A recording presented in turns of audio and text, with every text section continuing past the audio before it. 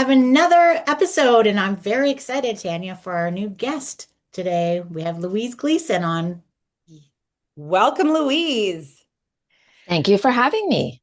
I am really excited to have Louise here because this is like, at least 30 years I've known you. At least, actually, maybe Mhm. possibly a little bit longer. Mhm. So, I have witnessed Louise go through many left turns, actually, in that period of time. And I'm really excited to have you here today. I'm going to give you maybe I'll introduce Tanya and Louise have not met beyond today. No. Give you a little like my little synopsis of how I know Louise, and then I would love it if you then give your own formal introduction so that you have control over that narrative. But Louise and I are friends because your younger sister is went to Laurier with me, and we were on the very first floor together, our first year on the floor together, and then we were roommates. So Louise was the sister that went to Guelph, and yeah, so you would pop in and like you were wise and wonderful, and I didn't have an older sister, and that's kind of the Mm. role in which you Aw. played. I would say that there were some fun moments, some weird moments, like you've witnessed lots of things. Um, Also, we were bridesmaids, so we went through lots of the fun things. Mhm. And Louise was a brand new mother during that phase, actually, when Anita Wow. was getting married. So you were one of the first people I knew that had a baby, Mhm. which was mind-blowing to me at the moment. Yeah, me too. Me too. Same. I still hold that over her, Anne Marie. I'm like, how dare you? How Get dare you? married When when I I had have a such a small. newborn. You did. Noelle was just tiny. I So know. little. And Yeah. then over the years, like we kept in touch. And then our worlds collided both when we both left the city and came out, west of the GTA. And through motherhood, our worlds collided again and in various mom groups and in the other organization I used to run. Louise was a writer. She also used to write for us in that digital media Mhm. company. Hmm. And then we both had our final babies within weeks of each other. Yeah. So you had the Okay. first one when I couldn't imagine, and then your final chapter ended at the same time as my final chapter. Yeah, that's true. I forgot I about think they that. might have even shared a due date or something, but Yeah, it really Wow. was close. very close, like within Hmm. like a week or so they were born. Hmm. And then we've intermixed, like your husband's my kid's orthodontist, like Just we still crisscrossing all have over in the each other. place. So there's Yeah. like a Yeah. lot of interconnections. And I have watched you go from science degree to journalist to mother of four to this new fantastic left turn Hmm. as a psychotherapist. So that's what we really want to we want to talk about the Hmm. left turns in your life because you've made many, Lou, like many. Hmm. Hmm. And that's what we love to talk about is these left There's turns. beauty in that. There's Yes, so I'd Yeah. much, like to and there's explore beauty in that. the left Yeah. turns. There's beauty in the courage to make the left turns, which is Yes. very unique. Not everyone is courageous enough to do them. Some left turns you have no control, but some left turns there's lots of control, Yeah. and decision in that. And so yeah, so that's kind of my background with Louise, and I bet you a lot of people don't know that. They just think I know you from one section of my life, but it's Hmm. not I one love section. that. Constant intersection. There's Yeah, probably some karmic reason for it that we'll never know, but it's quite nice. 100%. yeah. Yeah. That's Yeah. beautiful. Hmm. So do you want to introduce yourself for who you are and what you do now for everyone? Okay, so why don't I take you on my left turns? Let's just Yes. come right out of the gate and Yes. like Love that. maximize our time together. Yes. Um, so it's so interesting, and I'm going to bring in an anecdotal story. So I have finally gotten around to pulling out totes and boxes and bins of stuff from under the crawl space that have traveled with me through all these iterations that you just mentioned in my Yeah. life. Like I'm finally sitting down and getting to them little by little. And I keep every note, every card, every letter that's ever been given to me. Okay. So I am allowing myself the space to read them one more time, Yep. blow them a kiss, and let them go because can't keep all this stuff anymore. It's time. No. And it's so interesting to go back and see, like, all the way back to like early high school, the Mhm. same pattern of reflection from people in my life said to me over and over again. You are my go-to listener. You are my support. You are my ride and die. You are the one that hears me. You're the one who can sit and listen to me. Um, Thank you for being there. Thank you for being my ears. Thank you for being my heart. And it's over and over again. However, I went to school in the 90s in a female body, and I happened to be good at math and science. Mm. And so this was right when we were like maybe at the very beginning of like, oh, if you're good at math and science and you're a female, we need females in the industry. So I was very much like guided along that path. Like, don't be wasting that science brain of yours. Yeah. And so really encouraged to kind of take, and I wanted to be honest, but that like more soft skill human side of me was more about who I was as a person in the world. And I kind of thought, well, how am I going to marry the two? Where am I going to find a place where those two things can bloom? Well, there was only one option, and that's medicine, right? So it's like, well, okay, that's your path. And you're going to take this. Yeah. And ladies, I came close. I got all the way up to, and it's a grueling process to get into med school. I mean, the amount of extracurricular, the work you do academically, the years you spend building this resume to even begin to put your hat, your vote into the, what is that phrase? Toss your hat into the ring to even get there. And I did, and I got an interview, and I went all the way up to the interview process, and I didn't make it past that. And that's common. That's a common experience. But right around that time, because of all the years, I was starting to feel like, I was starting to do the math, and I was like, okay, so if I don't get in till next year, because it's another whole cycle. Yeah. I'm like, and then you do 4 years, and then you do your residency, and then you do your specialization, and then holy shit, when am I going to have a baby? Yeah. And there wasn't, because it was still 90s, early 2000s, like mat leave for med school. What? Yeah. It's a short mat leave. Yeah. We were very short-sighted about that, and it really closed the door. So I kind of took a step back. I decided, I'm coming up on 30. I want to have a child. I'll come back to this, because you can left turn. That's what we're talking about. Totally. But in that time where we were trying, I was like, I need to get like something tangible, a skill that I can use. So I'm still like contributing, and I'm, I have a career of some kind. Yeah. I did a 1-year degree, a master's degree in science writing, a journalistic degree. Yeah. And that was during the process of us getting married, trying to get pregnant. And then she was born, and it allowed me, if I may, it was the best thing serendipitously that happened, because I freelanced for 2 decades. Yeah. And I would not, and I'm niched because I was a science and health writer. So people would come to me for that particular high demand. And I don't think I'd have 4 children today if I didn't fall into that left turn. Like, there's no way I could see myself if I had stayed on that track that I was on. So I'm deeply, deeply grateful. Yeah. Then so the short-term solution became the long-term solution. Yes. And I'm not going to say that's all because of my own determination or my own good luck. The world was changing at the same time. And really, I got lucky. And I want to name that privilege. Like, there was a shift to like, you know what, you can write from home. You don't need to take a go training and sit at a desk just to be a head sitting at a desk. We trust you to write the article. That was shifting. Yeah. And it allowed me that flexibility to become the mother that I hope to be. So I want to name, I got lucky for many reasons. Well, and the media was changing. Yeah. And I think, this gets into like a larger existential question. Absolutely. Luck for all, privilege and all of the ways things work, but it's a bit serendipitous too in that, and I do believe that if there was a voice, intuitively, there's a voice that's like, okay, I'm going to keep doing this, but you're questioning it, right? And you did make the decision.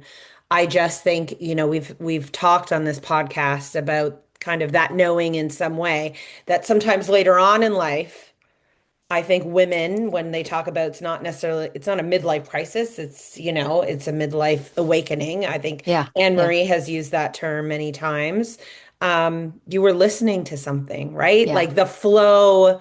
So it's a left turn, 100% in the decisiveness, but it's going kind of against, we were just talking to someone, like against the current, of where things were taking. There's such courage in that. So luck, sure, but also I think you were listening to something.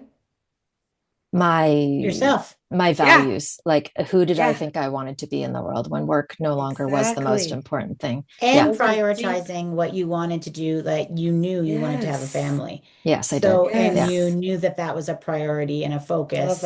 Versus, I think society will push us to wait a little longer Yeah. and hope that Yeah. happens. Yet then there's a lot more people that wait maybe a little bit too long and it's not as simple. 100%. You prioritize it.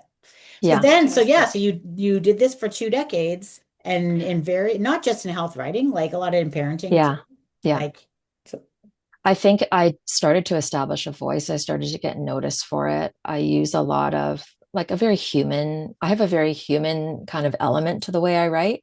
I mhm. don't know where it comes from. It just is there. And it started to get noticed. And I was ending up being assigned stories or exploring stories or even writing my own personal essays that were very steeped in um, the story of people beyond what we see in front of us. Mhm. And I started to pick up that the interviewing process that I would do for these kinds of stories, the way I would sit with the people I was interviewing, was deeply rewarding. And I was starting to notice I was being pulled to that. And I started to notice that my interviewees were saying things like, I don't know why I just told you that. I don't know why I just Mhm. told you my whole life story. What just happened to me? I thought we were talking about like how to get more protein into your kids. And next thing I know, I'm telling you about this thing I'm worried about as a parent. And I thought, I think there's something happening here. I think there's another intuitive call that's happening to me. And my youngest was grade 4, kind of finding her rhythm. She's full day Mhm. school. Again, the landscape in freelance writing was changing. It was becoming very SEO driven, Yeah. less human driven. And that, again, I felt that pinch of, I feel like I'm getting away from my values again. hmm. Sure. And what am I going to do about it? Yes.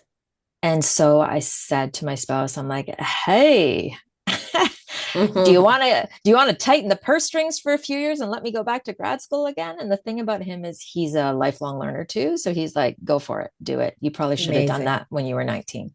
So That's he amazing. is he's been with me for a long time.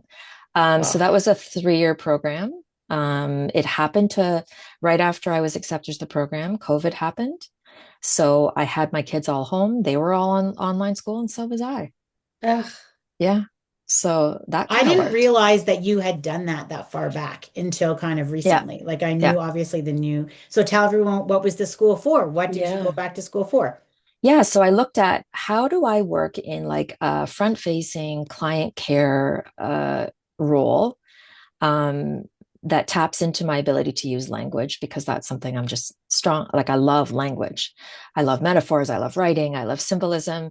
And it all just came together. I applied to do a graduate program in registered psychotherapy here. That's what it's called here in Ontario. Mhm. It's a master's degree program. And then we do a 1-year practicum under supervision.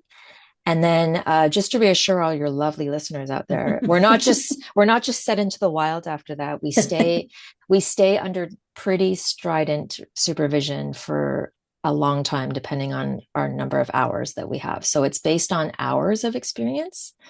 So you stay pretty close to a mentor or a superior with more experience. And then you kind of go off on your own and you find your niche. And the niche that I've ended up in is not the one I thought I was going to be in. Wow. For Wow. another left turn. Okay, so Yes. pause before you go into that because Yes. so what age were you when you decided to go when you went back to school? Okay, let me think about this. So it was in 2018-ish, 19. Okay. I can't do them. How many years ago was So that? 8, 9 years ago. 9. I was in my Late late 40s, 40s, late late 40s. 40s. So Yeah. Okay. that's Good for so you. to me, that's the big thing is like Yeah. it's never too late to start something new. Like in your late 40s, saying, not only do I want a new job per se, I want a completely new industry, career, way of showing up in the world. Yeah. Yeah. And But I and not also only am I going feel, to do that, I'm going to train to do that. yes. Yeah. I'm not just going to accept something. I'm going to invest 3 years in my life before I'm set out in the wild to do this independently. So essentially, then your 50s are about Yeah. doing Doing it. that, Doing it. Yeah. which, like, could we get an applause over that? That's the big Mhm. thing, is it's not winding down. No. No. No. It's not winding down. It's not minimizing. I think actually in a conversation with you, did you say minimizing your contribution? Did you say that to me? Or was Yeah, it someone? maybe. But No, that was another that we just had yeah. that Oh, because I was conversation. like, because And that's that's how the she whole thing. positioned it is The why do we have to minimize our contribution like as we get older? That Yeah, so doesn't you're make sense at all. maximizing your contribution. Yes. So, okay, so then tell us everyone about the niche in which you have found yourself. I'm going to add one more thing. Hmm, Yes. I'm please. not just maximizing my contribution, I'm maximizing my feminine wisdom. Yes. Mm, And yes. That. yeah, I went to school, sure, for 3 years, but I felt ready to do that and come forth into this career because of my cumulative lived experience. Yes. Yes. Yes. And I felt like I had, and I'm always learning. I don't ever think I'm done. I think there's always Yes. something to learn each and every day. Agreed. But we do not celebrate and run towards feminine wisdom enough in our society. And oh boy, are we ever starved for it right now. 100%. And Mhm. it's been lost. I mean, there's lots of cultures, as we know, where, the female Yeah, kind of wisdom, matriarch, whatever, is revered for good reason. And I yeah, agree with you. We have lost that. And in fact, we're taking it away, and going backwards. And in particular, if you think of the North American culture, like yeah. it's ridiculous. So I love that because you very distinctly in a lot of your left turns. Mhm. Sure, you can intuitively, you knew you were listening to yourself, but very mindfully was Yeah, searching for something that fit with what you knew about yourself. As you were yeah, describing each, in particular, this most recent is I was looking for something that would merge these things that I yeah, knew I could contribute or I had or I loved and had a passion for. And yeah, I think, that intention, that searching, that manifestation, and whatever of the spectrum you want to describe what you were doing, you're very powerful in like I'm yes, I'm lucky, and yes, there's intuition, but also you were searching for that. You're like, yeah, this is what I want to do next, and this is what I know I'm great at. I love that. yeah. I listen to my own feminine wisdom, I I love think. that. Yeah, We yeah. all And should why do do you that think that more. is so powerful in the role you're in Hmm. versus masculine wisdom? Or maybe it's not, maybe it's equal. I mean, we could do another whole podcast, but I think masculine Okay. wisdom is very Okay. steeped in our society in power. Yeah, survival. And I think feminine wisdom is very steeped in curiosity. Mm, Well said. Yeah. agreed. Yeah. And we're all conditioned by that, whether we're Yeah. male, female, or Yeah, non-binary. Like it doesn't matter. Yeah. Um it's not it's harder for men to tap into that softer curiosity. Society doesn't really want or expect yeah. that. And vice versa. We get a little bit off put when a female brings forward or someone who identifies as female brings forward a power dynamic, Hmm. right? So Yes. yeah, Very good yeah. point. Hmm. But that's another whole podcast. That totally is. So my niche, I came into this thinking, well, who am I in the world? And what Yep. do I have to offer? And what is the need? So I initially went back to school thinking I'm going to be the go-to expert for postpartum, Mm, perinatal. I went through infertility treatments. I experienced pregnancy loss. Like I'm going to be her. I'm going to be that Hmm. for that population because that's where my pain, I think, was. That's what I told myself. So I certainly like I specialized in that area in my graduate program. When I first came into the world, my supervisors were advertising my services in that realm. And as I worked with more and more women, I was like, oh, hang on. why are women having such a hard time with parenting? Wait a minute. Hmm. This anxiety is not coming from within. It's coming from around. Hmm. It's being put upon. And we're having a very mm, human a response to that. Um, and then I started to notice patterns and pick up on, a lot of the mothers that were coming in very dysregulated and not functioning were having kids that needed, higher levels of attunement, higher levels of care. And I was picking up on how that feels familiar for me and inside of me. What is this? And I love me a pattern. So I was mm. like, Yeah, I love me a pattern. I'm like, oh, okay. So there's an emerging population here that's ending up in my chair and being called one thing, but something else is underneath. I do a very humanistic psychodynamic approach. So I was going back into childhood. I was hearing the way they spoke about themselves as children. I was sitting as though I was a ghost in the room with them and watching them as children and hearing the way they experience themselves and how this has informed who they think they are in the world. And now I'm seeing it showing up in their mothering. And then when their children start to show them pieces that felt familiar from that injured, misattuned child, it was becoming very dysregulating for these parents. And I was like, haha, this is where I need to go. Right. Because I see it. Yes. And not all therapists do. And how could you define, what were you seeing? Like are you saying it? Yeah, go ahead. No, I can hold it. It's my job. No, what are you going to say? You go. No, you go. Okay. I was seeing a lot of misdiagnosed, misunderstood adults. Yes. Trying to raise children who were similarly being misunderstood and misdiagnosed. Right. And on it was going. Yeah. And we got really curious about that together in the work. And even and specifically, just so that I'm putting the dots together too, when you talk about, I thought I was going down this path. Yeah. So you said originally you thought you were meeting with women who had postpartum, challenges, but it's deeper than that. That's what you're saying. Just for our listeners, if they're just catching up like me, I'm like, okay, I get it. So coming in for a very, what all women or a lot of women will have this very generic, challenge of postpartum. And this is, and it's, you're seeing the patterns going, hold on a second. It's something. So what do those patterns look like? Like when you say dysregulated moms, and then they're looking at the child and they're just like, explain again. I have guesses from past conversations, but I want you to explain it more. So I'll give a little vignette because I think that really helps people. Yeah. You have a high performing career person who is for the first time ever, experiencing motherhood. Their competency in their career or the way they showed up in the world before very much provided identity and a mask for self-protection. This is who I am. That all gets dismantled by parenthood. We also have a pattern of this person, this mom, really struggles with the noise and the mess of motherhood in a way that's incongruent with the actual noise and mess of motherhood. Like it feels deeply painful, almost like I can't cope. I can't even be in the room with my own child. And I know I have to be because they're an infant.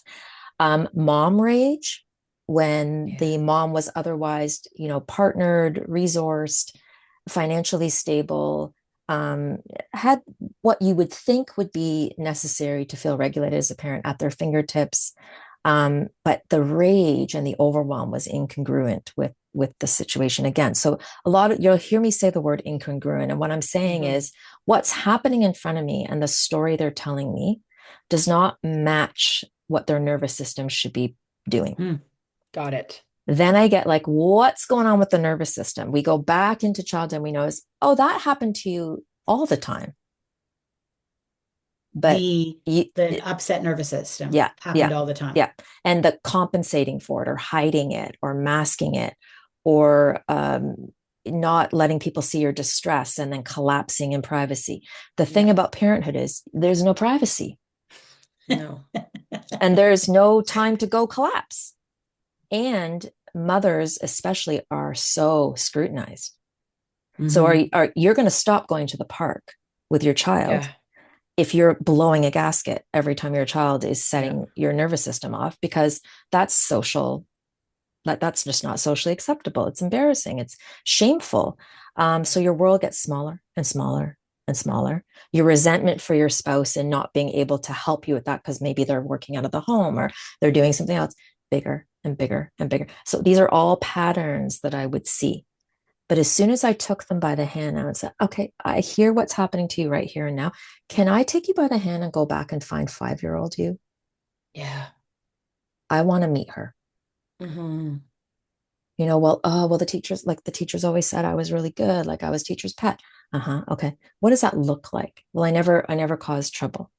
Okay. You never yelled, you never threw anything, you never, okay. But what were you feeling inside? Terrified. Terrified all the time. Terrified. Terrified of getting caught, terrified of being seen, terrified of making a mistake. So I put my head down and I stayed quiet and I powered through that. And now I'm a mother and I can't. And I'm going to start crying. I see you. And then there's the mothers who, if you think of the 50-year-old women who haven't even gone through that path because maybe they were able to continue to maintain like everything's fine, everything's fine. And I get through that part. And then they head into their 40s Yeah. when they have some breathing room.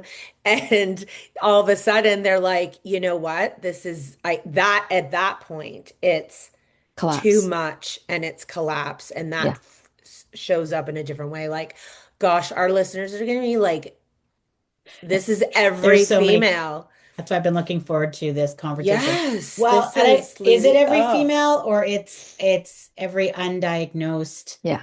Yeah. female?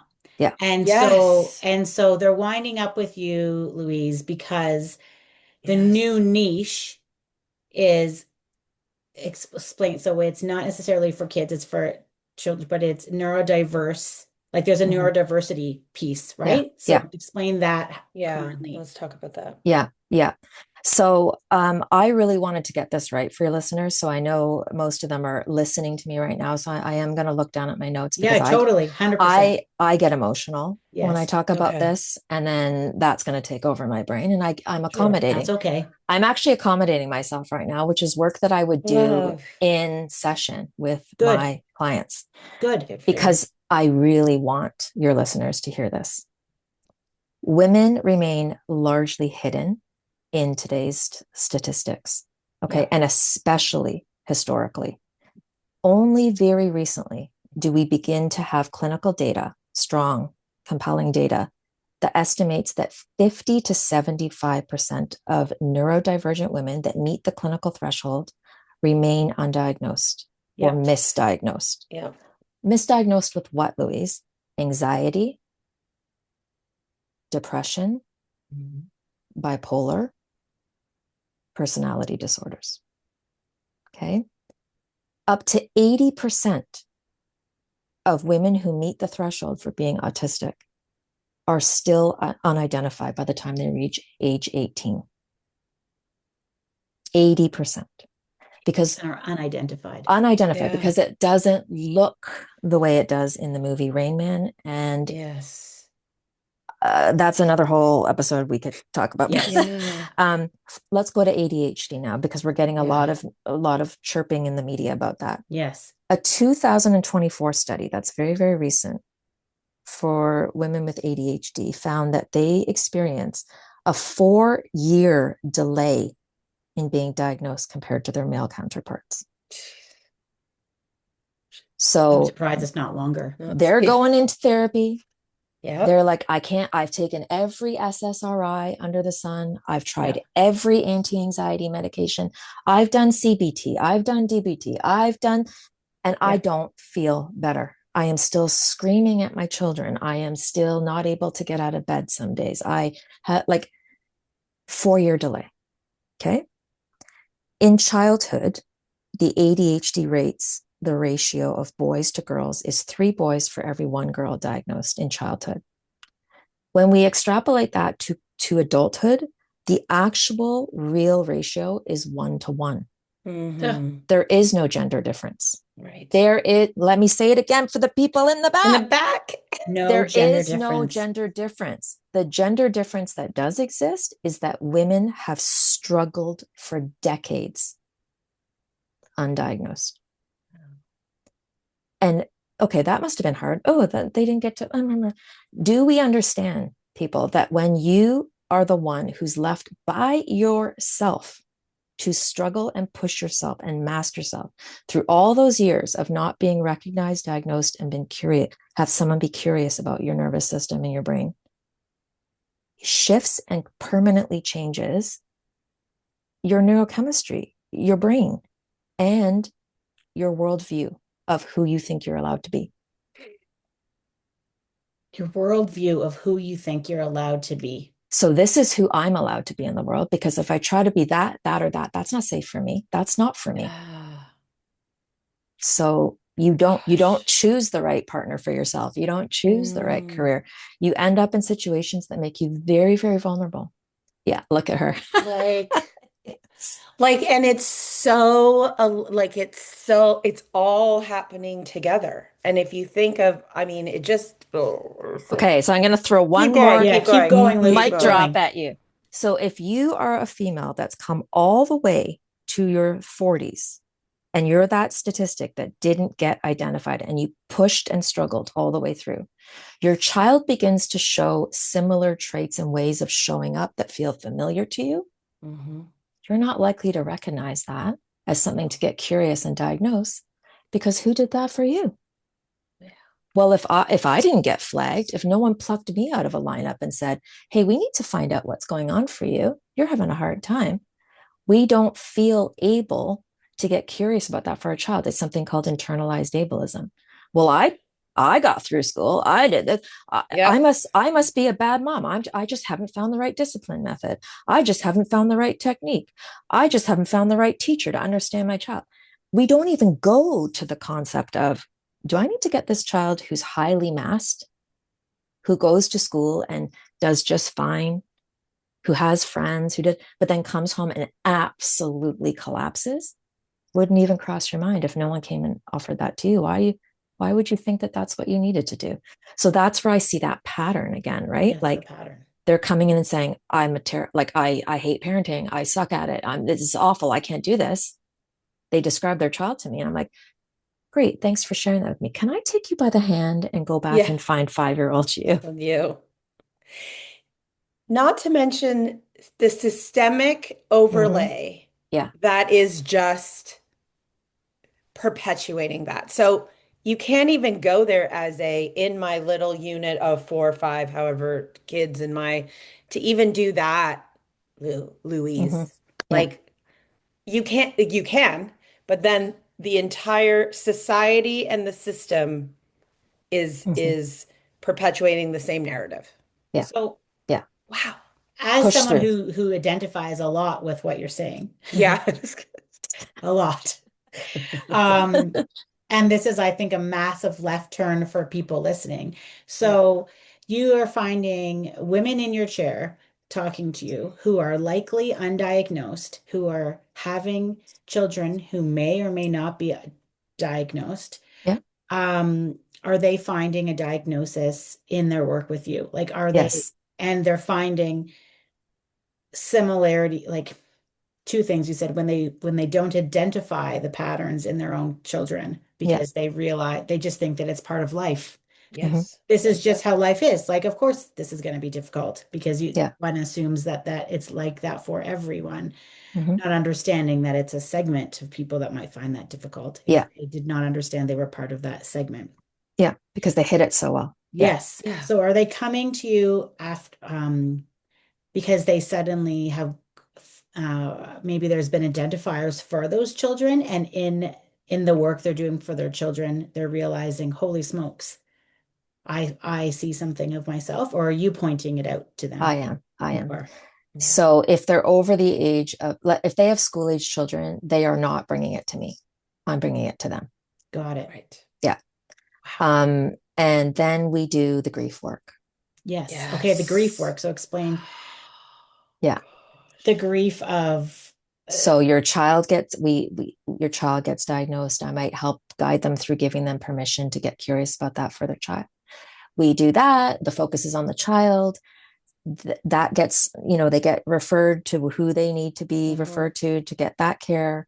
And then I say, okay, now we're coming back for you. And then we do the work on the client in front of me. And maybe we land at that understanding about themselves. Oh my gosh, there's a lot of grief. oh my gosh. And what are the stats? I remember you explained the genetic stats that if someone is neuro, Yeah, it's like like, heritability, it's called yeah, heritability. So, heritability. Heritability. yeah. So even if it's not mom to child, dad to child, you can bet your bottom dollar if you drew a family tree It's going to Yeah. light up like Christmas. Yeah. Okay. So you're going to see neurodiversity. The folks who come into a psychotherapy room, I really want to name this, and I probably should Yeah. have right off the top, are people who use spoken word for communication, have a level of executive functioning that allows them to seek out a therapist, make an appointment with a therapist, come to therapy appointments. So these are what I call like highly masked presentations. Those are the ones that I am sitting with, Highly right? masked presentations Yeah, because they can They're make it to high the functioning. appointment. they're high Yeah, functioning. they're They're high high Like I don't, functioning and functioning. high yeah, performance. yeah. So therefore, they have been able to seek out the support, not Mm. the people Not that to are mention not. the All the other lower people who have functioning no idea or do know, but are never going to the appointments because they're forgetting or not making it or are not the making it. cost or the whatever. Yeah. Yeah. Jeez.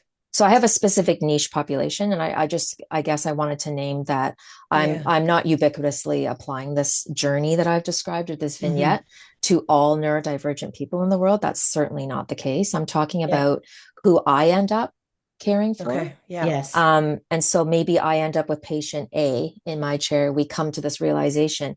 They may have it all occurs on a spectrum, as they say. So if we looked at their family tree, you're going to notice very different presentations, very different ways that showed up. But when we go backwards through generations, like as far as heritability goes, it's always there.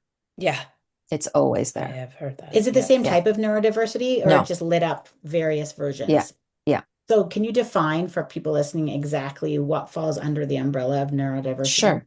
The ones that we all associate with neurodiversity are autism, ADHD, but OCD is also under there, Hmm. something called pathological or pervasive demand avoidance, which means anytime there's a sense of a demand being put upon the nervous system, there's a shutdown process. Tourette's, Down syndrome, learning differences like dyscalculia, dyslexia, all Hmm. of that means your brain and nervous system show up in a way that is a naturally occurring variation, but not the preferred way of being in your society. I'm laughing because I love how you just said that. Not the You have preferred such a way of way with being words. in your society. So Yeah, accurate. It's yeah. it's what we've been trained. It's what we might call polite society or whatever, like preferred. It's It's a called great term. capitalistic, performance driven, patriarchal, white supremacist Yes. society, meaning Yes. Yes. if Yes. you're not useful to us in making money Yeah. and you don't make other people comfortable, Yeah. you don't fit. Yeah. You're divergent, you're deviant, you're whatever. I do a lot of grief work with my clients to say, Yes. yeah, I'm Guys, not gonna say it. listeners, if you just want to imagine what she just I didn't even, mouthed I was and making a note. What did her you just do? gestures, Oh, you okay. all they will Yes. know that is what she said. And But I am that's like this. high-fiving her Yeah. right I said now. what I said. Yes. But that's also what even that even is like the second, it's like chapter two. It's like Oh yeah, acknowledging the Yeah. way that the natural way in which our brains are living, whether yeah. that is the preferred or not preferred way. It's all about social norms. Yes, exactly. Yeah. So in a different situation, like for example, so when we talk about left turns and making Hmm. left turns, some of Hmm. our brains are more comfortable making a lot of left turns. I happen to be one of them. Mhm. Everyone can guess where what my pattern in learning is going. My personal, through my 40s, like you described many things that could be me, looking for answers and trying to figure things out. And so then my brain loves a left turn, but many brains, the majority don't, Mhm. right? Yeah. Yeah. And so in our little podcast here, we're trying to encourage the openness of it's a good idea to change your mind sometimes and Yeah. explore new things Yeah. and again and to be comfortable with being uncomfortable. But what you're talking about is very different or Yeah. or it's inclusive of It goes beyond. it goes way beyond Yeah. the occasional left turn. We're talking about people that are maybe finding a left turn nonstop because they can't find their safe place. Yeah. Like they're yeah. They're burning out.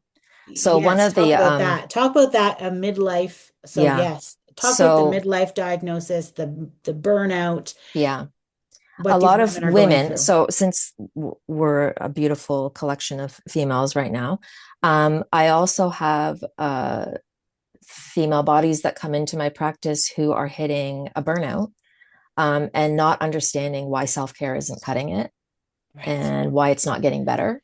Right. And it's because it coincides with a plummeting of That's estrogen levels. estrogen. And guess what piggybacks on your estrogen? Yeah. Dopamine, right? So um, these burnouts are all encompassing psychological, physiological, emotionally, just absolutely shut down. Often misdiagnosed as, yes, it is being part and parcel of the perimenopause, menopause, Sure. but often misdiagnosed as straight up depression Yeah. as a result of perimenopause and menopause, and not being conceptualized as a neurodivergent burnout. And a neurodivergent burnout is scary as F, because one of the first things that goes in a neurodivergent burnout are all of the workarounds Hmm. and compensation that you've been using your whole life. They are no longer accessible No to you. longer working for you. So let's talk about that because so in okay, so workarounds, younger generation may call these accommodations. Hmm. Workarounds are what individuals Come up with. come up with. So I'll just use some of my own examples because Why like not? things that I mean, like things that maybe you didn't realize were workarounds, but things that Mhm. made like lots of lists or Yeah. Yeah. alarms or plans. Yes. Yes. Yeah.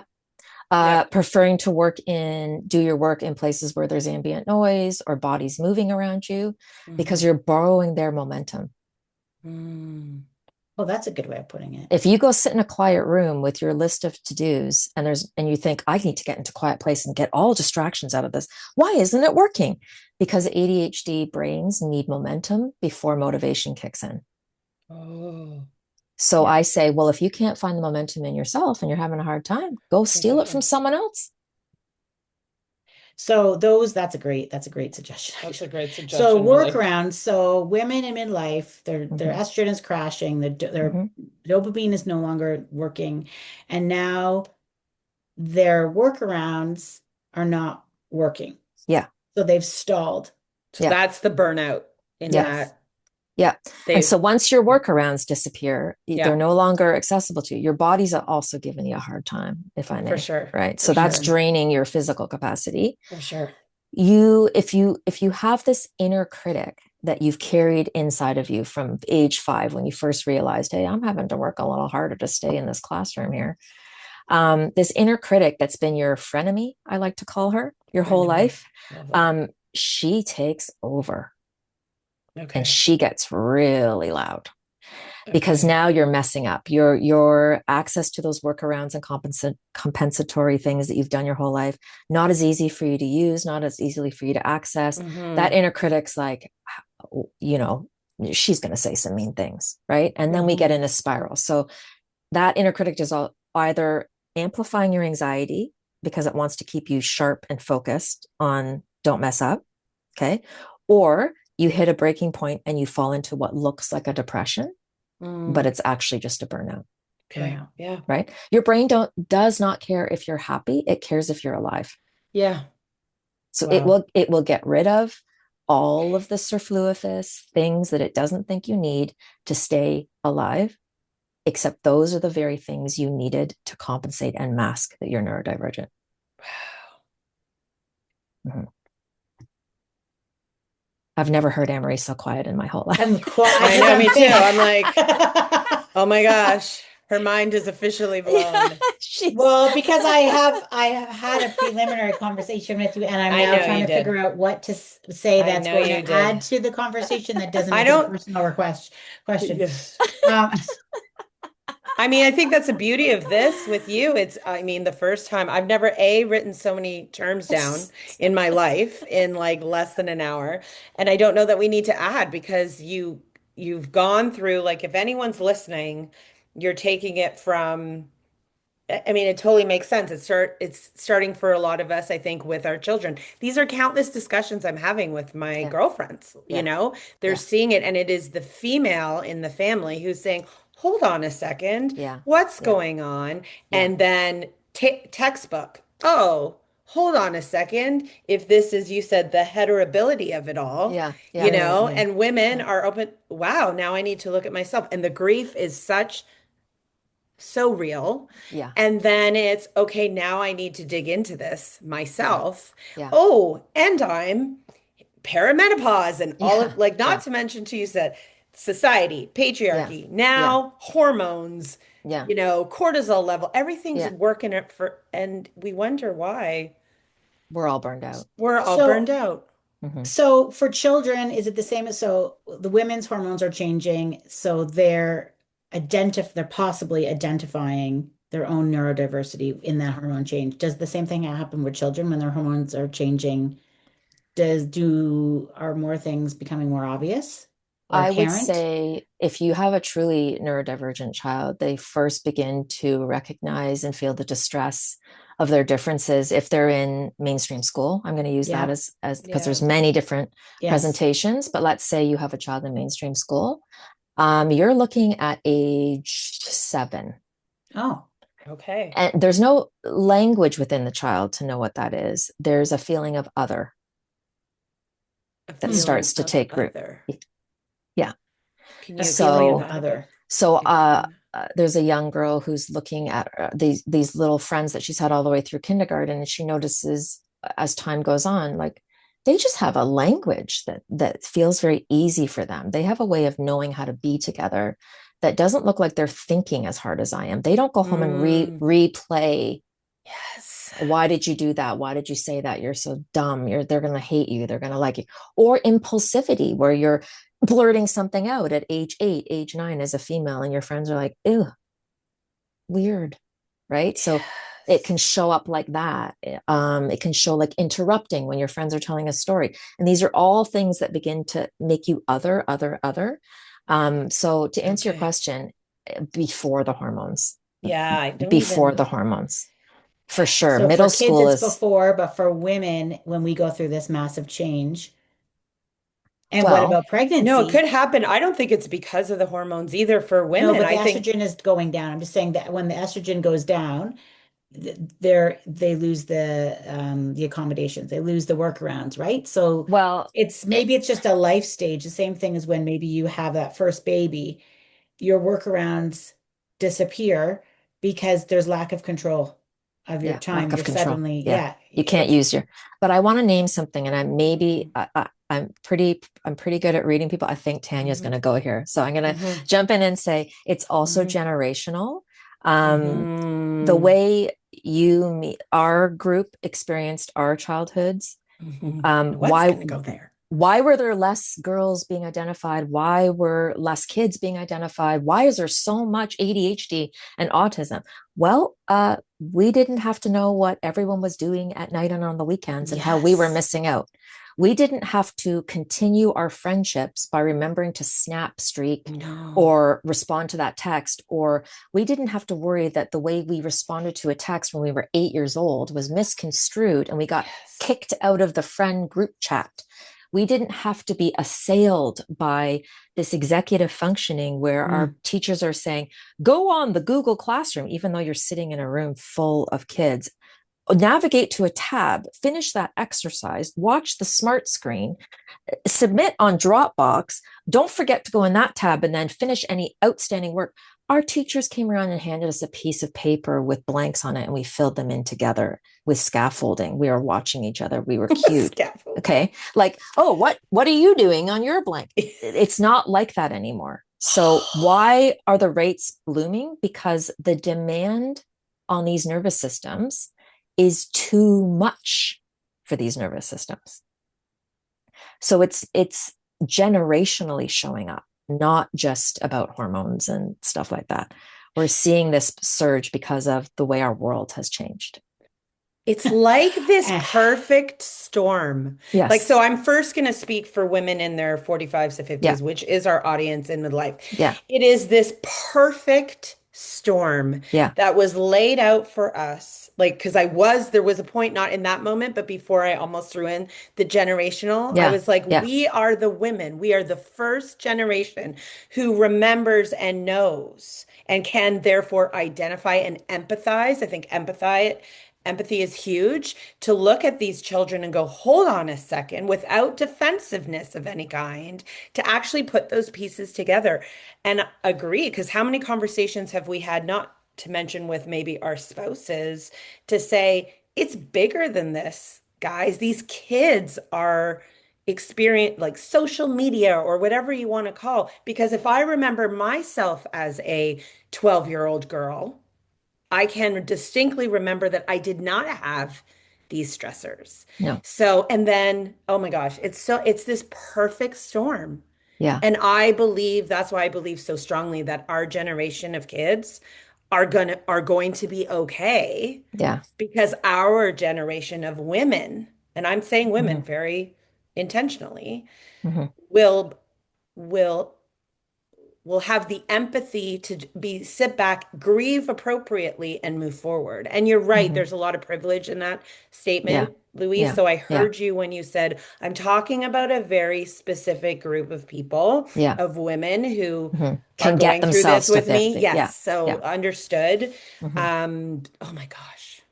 But so the way I reconcile that ethically for Yeah. myself is Yeah. if I help 5 women that can get themselves to my Yes. chair, it You've helped. ripples. Yes. It Yes. ripples out, Yes. right? So maybe they're standing at the pickup gate Yes. and they're hearing a mother describe herself, and she doesn't have the same privilege to access therapy. She might say, you know what my therapist said to me?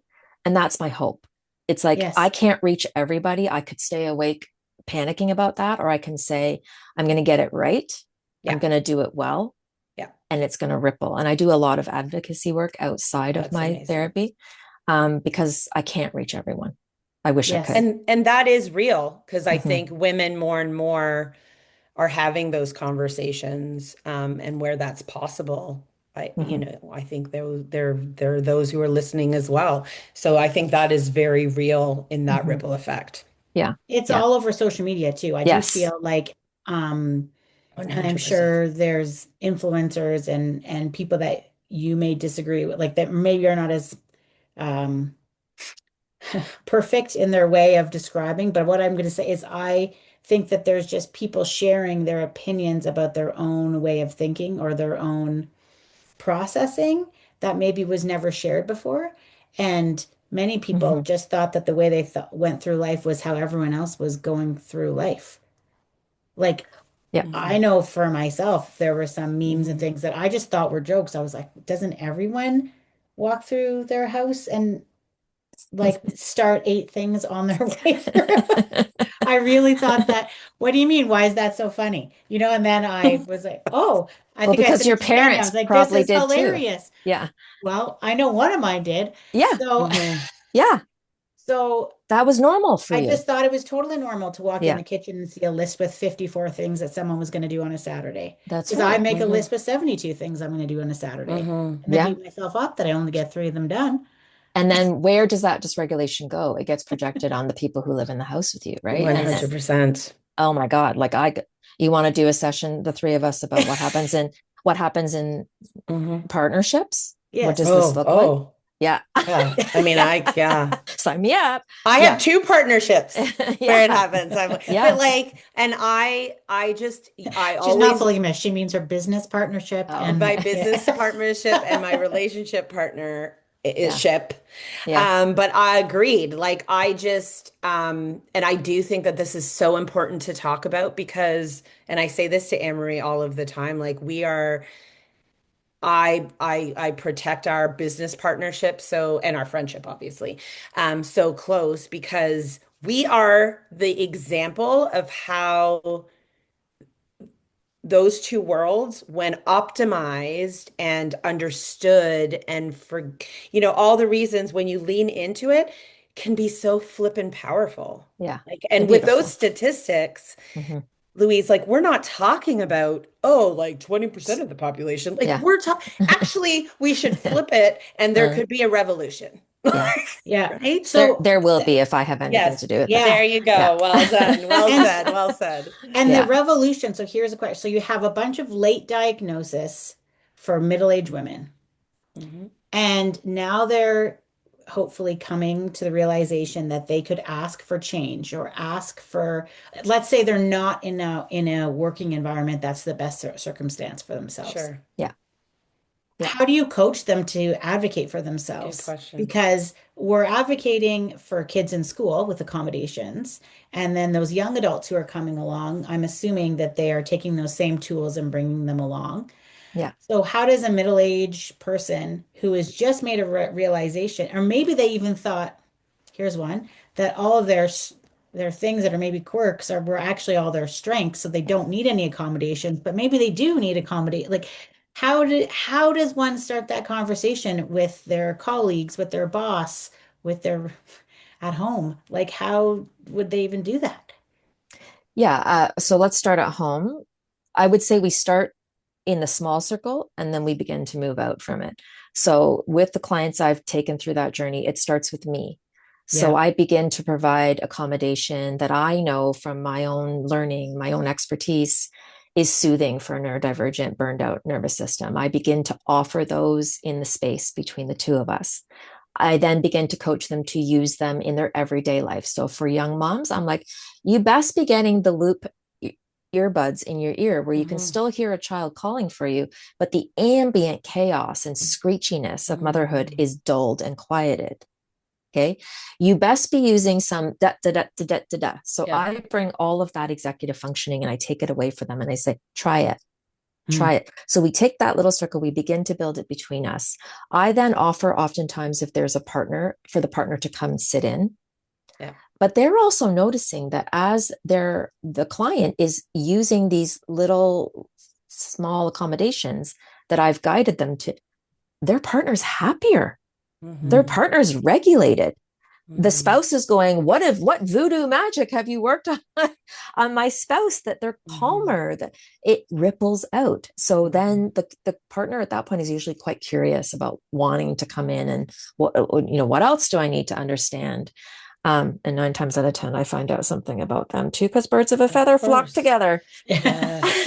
Okay, so anyway, Yes. so Birds then with. we begin to like go like, okay, let's bring it to the spouse. Let's bring it to your parents if they're still in your life. Let's bring it to friends. And then as they become empowered, as they become more regulated, as they come out of their burnout, oftentimes that client is coming to me, I'm ready. I'm ready to write a letter to my boss, Hmm. Okay. right? Because they are feeling More in this control. is what it feels like to be accommodated. And it Yeah. actually, it felt like it was like asking for the universe. And actually, I just asked for one tiny, it was not that big a deal. So they're empowered to seek more, Yes. to I love that. Yes. So for our listeners who are like, oh my gosh, Ding, ding, ding. ding, ding, ding, what would you, what could they do next coming after Okay. listening to this? First, put down everything you thought you knew about what neurodivergent experience looks like Hmm. and throw it in a garbage can. Hmm. Okay. So that's your first step. Hmm. If you don't have resources to go professionally right off the bat, I want you to Google what does high masking neurodiversity look like in females, in female bodies? Okay. Okay. If Okay. you go, wow, check, check, check, check, check, you have two options then. You seek a neurodivergent affirming psychologist or psychotherapist Hmm. who can validate and walk you through the process of learning that about yourself. And self identification is very valid, by the way. If your nervous Hmm. system doesn't like that, you're the only one who knows. You don't need someone else to tell you. Okay. The only way it becomes important to get formal diagnosis is you need that for HR, you need that Hmm. for schooling, something like that. But Yeah. a lot of the work I do is if this is true about you, it's true about you, and I believe you. Got Yeah. it. Okay. Okay. Yeah. You don't need a You do diagnosis not need a Love that. diagnosis. Ah, I to love say Yeah. who that. diagnosed you. You did. I did. Yes. You yourself Yes. and you, okay, with a Yes. little Okay. friend called. The other Yeah. thing to explore is grief work with a therapist after we come into this realization. dismantling all the things you thought you knew about how people are supposed to be in the world. There's lots of rich work to do there. If you can't afford to pursue this path for an ADHD diagnosis, for example, you can do a self-assessment at home, okay? And you bring it to your family doctor.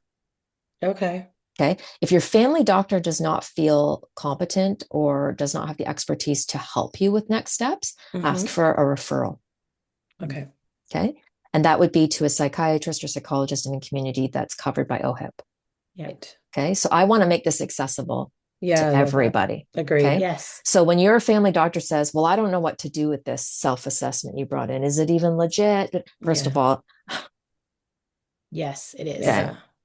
That's a red flag. Red flags of the physician you're working of the with. physician. Yeah, agreed. So you say to the physician, it sounds like this isn't within your purview or your expertise. I respect that. I would like to work with someone who is an expert in ADHD or neurodiversity in women. Who can you refer me to? Yeah. Okay. And we're doggedly doing that. If you do have benefits, you can take the route, which is Hello Louise, like that pathway, obviously. and do the work that way. Oftentimes this happens, like I said, in concert with you exploring this for your child. So it's a lot. It's a hard time. But what I've seen is on the other end is this beautiful thing that can happen when your child is becoming aware and understanding who they are in the world, while their mother, their safe anchor, is also discovering who she is in the world. And isn't it better to go on a journey with a friend than it is to go alone? Gosh, what a great way to just That was a end this beautiful entire thing. sentence. Like, I'm like, that was so beautiful. Yeah. Oh my gosh, That's a great way of Louise, positioning it. thank you. Okay, well, I don't have anything else to say. She's quiet again. We're both quiet. Actually, our Because listeners my are going to be mind- like, this is unlike anything. Oh, Because I never- have a because lot we're of usually- questions. Yes, And I'm so glad you took this left turn, Louise. Like, this is your lifelong calling. This is absolutely. This is your lifelong calling. And I have no doubt in the depth of my heart and my being that this will be your legacy. This will be beyond your legacy in life. And I think the more people are talking about this in an educated fashion, as you are, because I think that there's a lot of jokes and quips and little comments made about people within the neurodiversity piece that needs to stop. Yeah. You know, like every time I forget something, that doesn't mean anything. It just means I forgot something. Yeah. No one can say a joke. Like, it's not funny. Yeah. For sure. And I think you're going to allow a lot of women who had no idea that they were even in here, which I'll put my hand up in there, you know, to explore more about themselves in this stage and how can they be a better person, but also a better parent and better spouse and better friend to all their friends who are also newly recognizing that this is something. Yeah. I like to say that, and this is from my own lived experience, that when neurodivergent souls, my little unicorns in the world, when they are empowered to be exactly who they are, that's when the clouds part and we see the stars. Yes.